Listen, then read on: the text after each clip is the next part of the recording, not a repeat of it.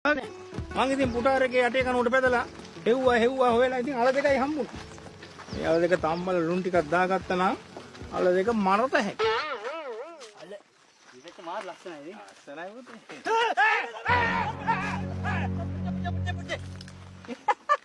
ටොපියක් කරේ ටොපියක් දුන්නේ අයියෝ.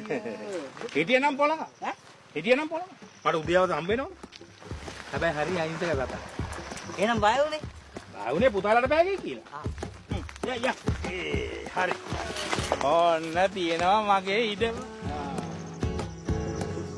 කක්කුසිය මෙහෙම නම් ගේ කොහොමද?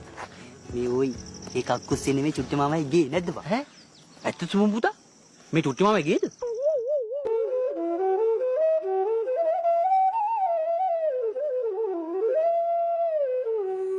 තමයිනේ මඤ්ඤෝක එක තැම්බෙනවා කොජ ගාලා. තව පැය භාගෙන් මරත හැකි. මර්තයි.